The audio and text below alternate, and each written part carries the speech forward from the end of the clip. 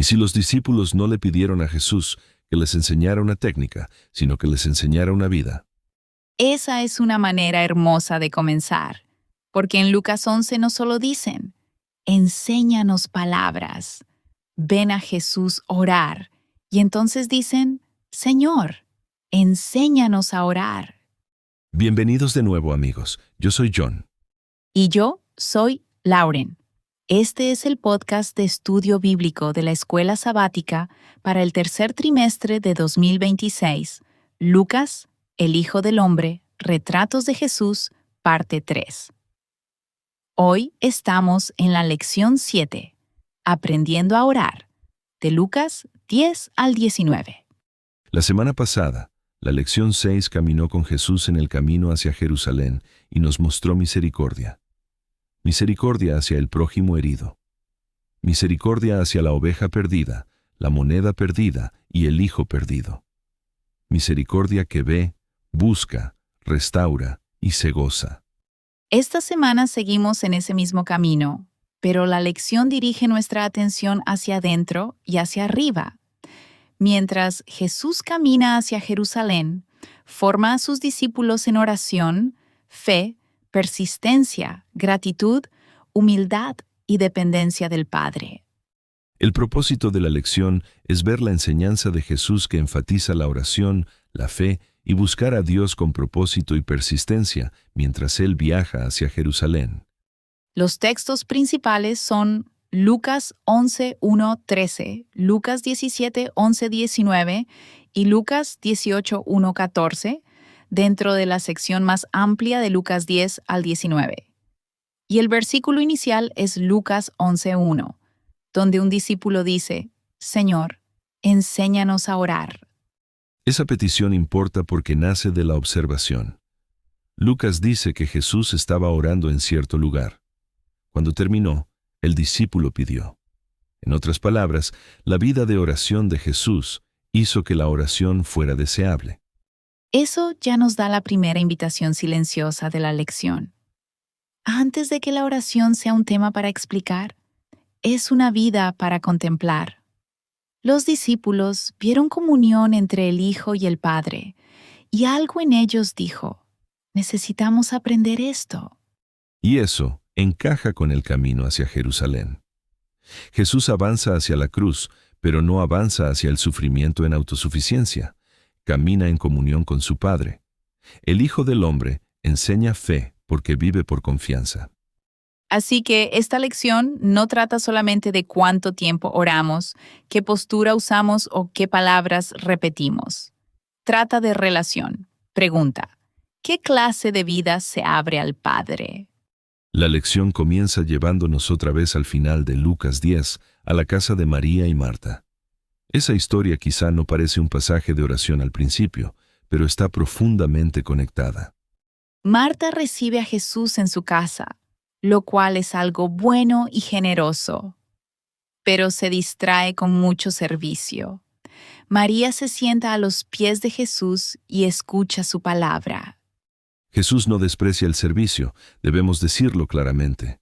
La semana pasada, la misericordia tuvo manos y pies.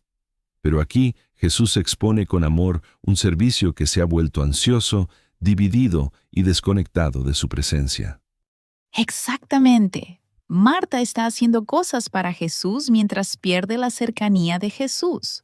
María escoge la buena parte no porque los quehaceres sean malos, sino porque la comunión debe venir antes que la actividad si la actividad va a seguir siendo amor.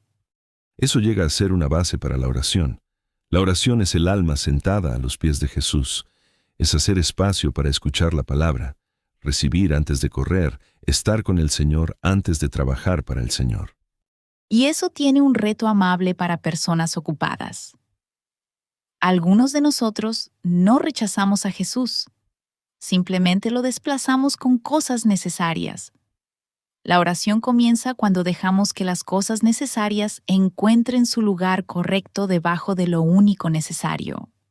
La primera pregunta de Para Comentar pregunta qué nos dicen la historia de María y Marta y el leproso que regresó acerca de nuestra relación con Jesús. Esas dos historias están unidas por la postura. María está a los pies de Jesús escuchando. El leproso samaritano regresa, cae a los pies de Jesús y da gracias. Una escena es atención quieta, la otra es gratitud en voz alta. Ambas son la fe acercándose. Lucas 17 nos dice que 10 leprosos claman, Jesús, Maestro, ten misericordia de nosotros. Jesús les dice que vayan a mostrarse a los sacerdotes y mientras van, son limpiados. Los 10 reciben misericordia. Eso es importante. Pero solo uno vuelve cuando ve que fue sanado. Glorifica a Dios a gran voz, cae a los pies de Jesús y da gracias. Y Lucas nos dice que era samaritano.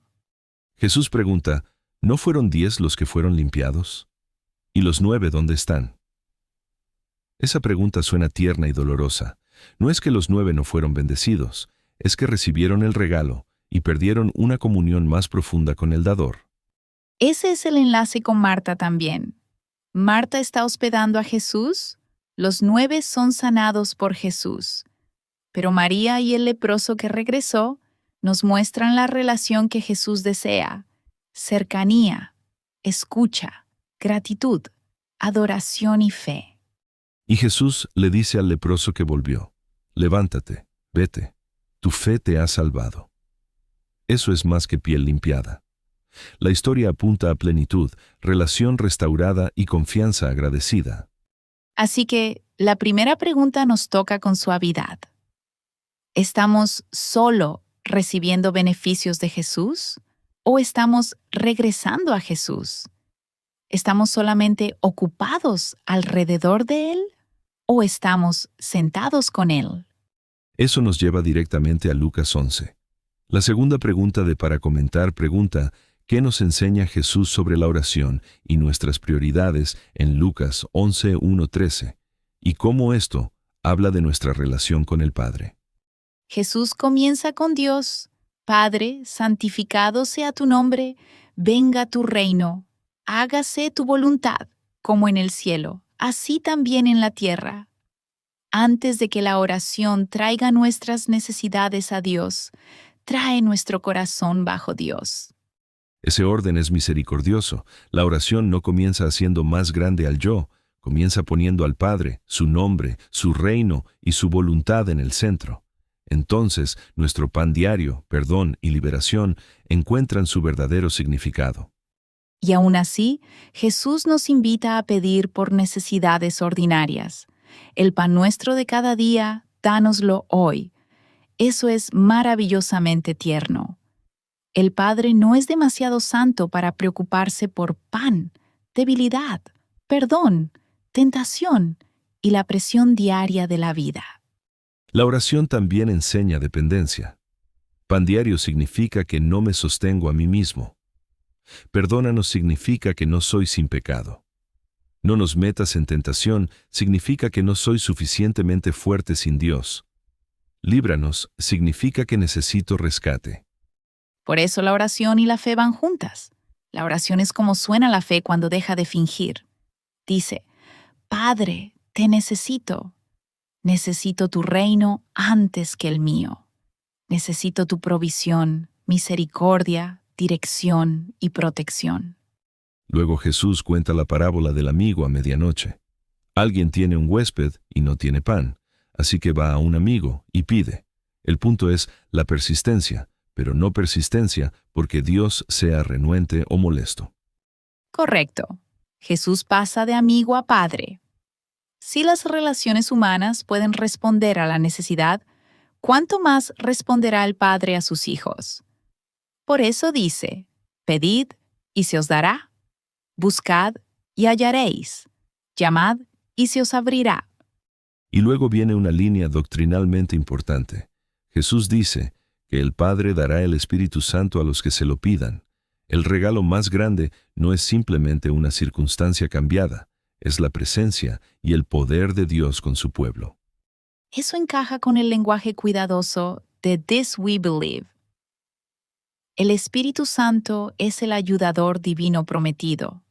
El Espíritu es la presencia y el poder de Dios en el mundo y dentro de los creyentes, enseñando, guiando, consolando, santificando y capacitando para el servicio. Así que cuando Jesús nos dice que pidamos, busquemos y llamemos, no nos está entrenando para usar la oración como máquina de deseos. Nos está atrayendo a una relación con el Padre, quien da lo que más profundamente necesitamos, aun cuando no sabemos cómo nombrarlo. Eso consuela y corrige. A veces le pido a Dios solamente el resultado que yo quiero. Jesús me enseña a pedir al Padre, el reino, el pan diario, el perdón, la liberación y sobre todo el Espíritu, la presencia de Dios formándome desde adentro. Y eso también nos protege de tratar la oración como una obra que gana el favor de Dios. La salvación es por la gracia de Dios mediante la fe en Jesucristo, no por mérito humano, obras o ceremonias. La oración no es el precio de la gracia. La oración es el clamor de la fe recibiendo gracia. Muy bien dicho. La oración no es negociación, es comunión. Es el Hijo viniendo al Padre porque el Hijo abrió el camino. La tercera pregunta de para comentar nos lleva a Lucas 18:1-14. ¿Qué nos enseñan las dos parábolas allí sobre la oración y una relación real con Dios? Lucas nos dice claramente el primer propósito. Jesús habló una parábola sobre la necesidad de orar siempre y no desmayar. Esa es la parábola de la viuda persistente. Ella no tiene poder social en la historia. Viene ante un juez injusto que no teme a Dios ni respeta a hombre, pero sigue diciendo, hazme justicia de mi adversario. Finalmente el juez injusto actúa, no porque sea justo, sino porque ella sigue viniendo. Jesús usa un contraste. Si aún un juez injusto puede ser movido por la persistencia, ¿cuánto más Dios oirá a sus escogidos que claman a Él día y noche?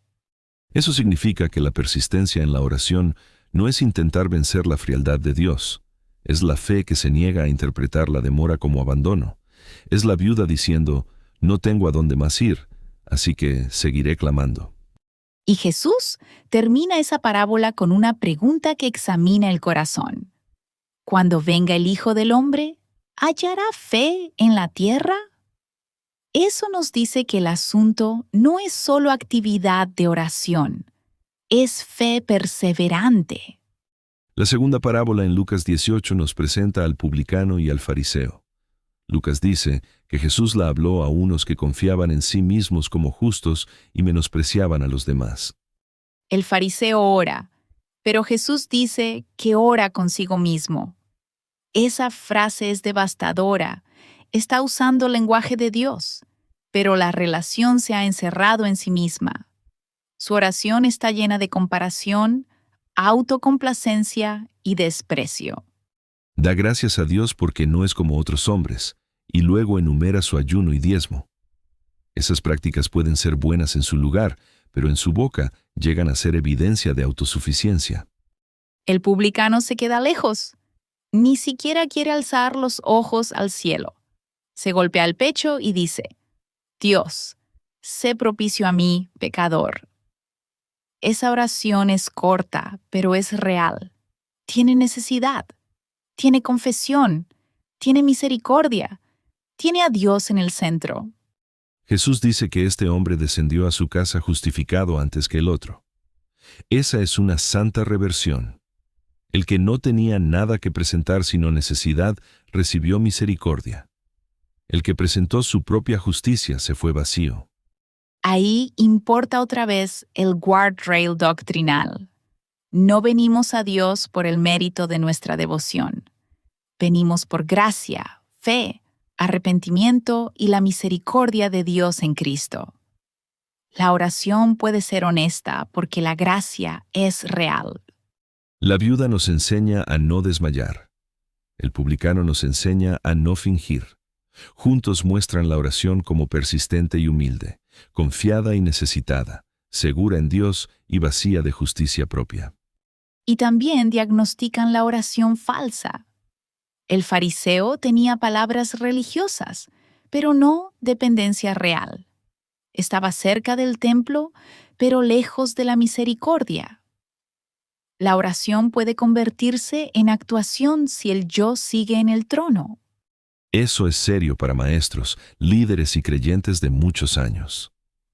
El peligro no siempre es que dejemos de usar lenguaje espiritual. El peligro es que el lenguaje espiritual se vuelva un espejo en vez de una ventana hacia Dios. Así que una relación real con Dios suena como: enséñanos a orar, aumentanos la fe. Dios, sé propicio a mí, pecador. No son oraciones impresionantes, pero son oraciones verdaderas. La cuarta pregunta de para comentar pregunta qué enseña Jesús sobre la fe en su viaje a Jerusalén y cómo nos impactan Lucas 18:8 y Lucas 17:5. Lucas 17:5 es una de las oraciones más honestas del Evangelio. Los apóstoles dicen al Señor: aumentanos la fe. No dicen: admira nuestra fe. Dicen: necesitamos más. Esa petición viene en una sección donde Jesús enseña perdón, obediencia, gratitud y vigilancia. La fe no es confianza abstracta. La fe es confianza suficientemente fuerte para obedecer, perdonar, regresar, dar gracias y seguir velando por el Hijo del Hombre. Y en Lucas 17, el leproso que regresó llega a ser una imagen viva de la fe. Ve la misericordia, regresa a Jesús, glorifica a Dios, da gracias y cae a los pies de Jesús. La fe no solo recibe, la fe regresa. Luego en Lucas 18, el ciego cerca de Jericó clama: Jesús, Hijo de David, ten misericordia de mí. La multitud le advierte que calle, pero él clama mucho más. Jesús se detiene, lo sana y dice: tu fe te ha salvado. Eso significa que en esta sección la fe sigue tomando la postura de una persistencia necesitada. Los leprosos claman por misericordia. La viuda clama por justicia. El publicano clama por misericordia. El ciego clama aun cuando otros le dicen que se detenga. Y la pregunta de Jesús en Lucas 18:8 reúne todo eso. Cuando venga el Hijo del Hombre, hallará fe en la tierra. No solo religión, no ruido, no autoconfianza, fe. Esa pregunta debe hacernos detener. Si Jesús mirara mi vida de oración, mis ansiedades, mi gratitud, mi dependencia, mi respuesta a la demora, ¿qué encontraría? No es una pregunta diseñada para aplastarnos, es una pregunta diseñada para despertarnos. Porque el mismo Jesús que pregunta por la fe es aquel a quien los discípulos pueden decir: aumentanos la fe. Y el mismo Padre que oye la oración es el Padre que da el Espíritu, su propia presencia y poder, para formar fe, obediencia y amor en sus hijos. Aquí la vida cristiana se vuelve profundamente práctica. This We Believe describe la oración, el estudio bíblico, el ayuno, la adoración y la obediencia como maneras en que los creyentes desarrollan relación con Dios como resultado de la redención. No para ganar la redención, sino porque la gracia nos ha traído a casa. Así que una vida de oración no es un extra para personas especialmente espirituales. Es discipulado normal. Es el corazón redimido aprendiendo a vivir cerca del Padre. Y quizá por eso Jesús enseña oración en el camino a Jerusalén. Los discípulos enfrentarán confusión, temor, fracaso, persecución, espera y misión. No sobrevivirán solo con recuerdos, necesitan comunión. Nosotros también. Semanas ocupadas, necesidades pesadas, preguntas sin respuesta, cargas familiares, responsabilidades en la iglesia, tentación, dolor y gratitud. Todo se vuelve una invitación a orar. La sección Reflexiona dice: enséñanos a orar, aumentanos la fe. Estas son las palabras de los discípulos mientras viajan a Jerusalén. ¿Resuenan contigo mientras caminas con Jesús? ¿Cómo están tus oraciones? ¿Cómo está tu fe? Me encanta que la reflexión no pregunta: ¿ya dominaste la oración? Pregunta si esas palabras resuenan. Enséñanos, aumentanos la fe. Ese es un lugar donde todo discípulo puede estar. Para mí, la parte que examina es la gratitud. El leproso que regresó me recuerda que la oración contestada no debe llevarme lejos de Jesús hacia mis planes. Debe traerme de regreso a sus pies. Para mí, la parte que examina es María. Puedo confundir actividad con atención. Puedo servir con ansiedad y olvidar sentarme en silencio con el Señor que me ama antes de que yo logre cualquier cosa. Así que quizá la invitación esta semana es simple y profunda. Regresa, siéntate, pide, busca, llama, clama por misericordia. Da gracias, no desmayes, ora sin fingir. Y cuando no sepas cómo comenzar, toma prestadas las palabras de los discípulos. Señor, enséñanos a orar. Señor, aumentanos la fe. La próxima semana, la lección 8 se llama Cuidado. Después de aprender dependencia de Dios, escucharemos a Jesús advertir a sus discípulos sobre hipocresía, temor, codicia, tesoro dividido y falsa seguridad. Hasta entonces, que el Padre te acerque, que Jesús te enseñe a orar y que el Espíritu de Dios fortalezca la fe, la obediencia y el amor en ti. Gracias por estudiar con nosotros, gracia y paz, y nos vemos la próxima vez.